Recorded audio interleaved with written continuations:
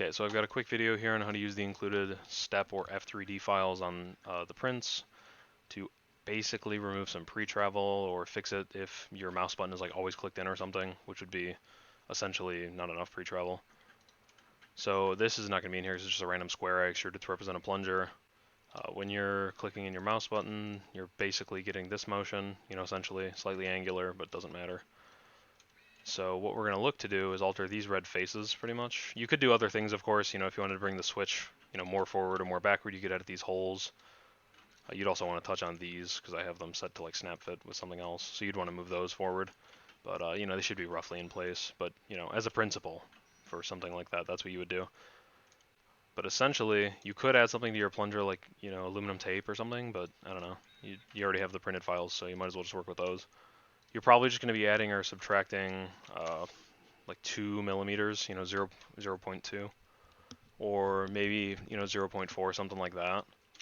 So you'd be subtracting it if your mouse is always plugged in. Like, let's say everything's all good, it fits and everything.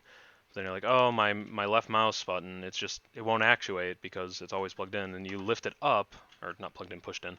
You lift it up and you hear it unclick, and you drop it and it clicks, but then it's stuck like that. You would have to lower this. Presumably, like I said, only by, 0.4 or something like that, but I don't know, maybe more, depending on, I don't know, printer inaccuracy or something like that. And then you could have the same for if you have too much pre-travel. What you would end up doing is you'd want to raise it, again, 0.2, 0.4 millimeters, something like that. That way there's less travel when you actually go to click before it actuates. Okay, I've tabbed over. In the same vein, maybe you want to edit the scroll file, maybe you just want to use it to make your own scroll wheel, whatever. That's fine by me, I don't care. Essentially, the only thing I would expect you to edit would be this right here. This is the face that I have that when you click down actually pushes the scroll click. So you'd make that longer if it doesn't reach, you'd make it shorter. If you're making it shorter, you'd probably grab all 3 of these, make them shorter, just cause. But you'd make it shorter if it's always clicked down for some reason for you. I mean, it shouldn't be, but I don't know. If that happens to be the case, that would be how you fix it.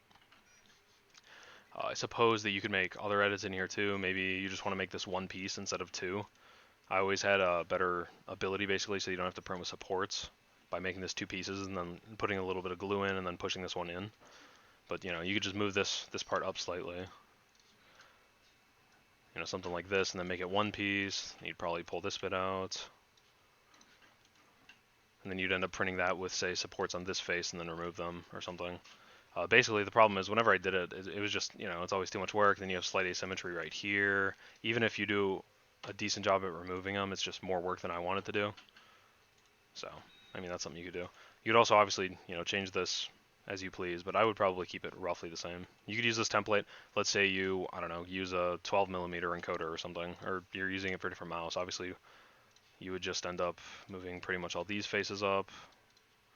Something like -1 millimeter exactly. You probably want to pull the opposite faces so they don't freak out. Something like this. I would stick with a 13 millimeter for the outset, which is what this is for, but, just for reference, that's what you would do.